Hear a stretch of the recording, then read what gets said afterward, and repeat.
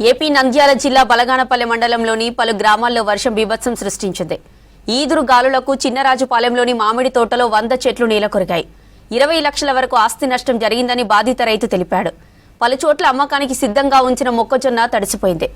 పెద్దరాజుపాలెం దగ్గర ప్రధాన రహదారిపై భారీ చెట్లు నేలకొరిగాయి. దీంతో వాహనాల రాకపోకలకు అంతరాయం ఏర్పడింది.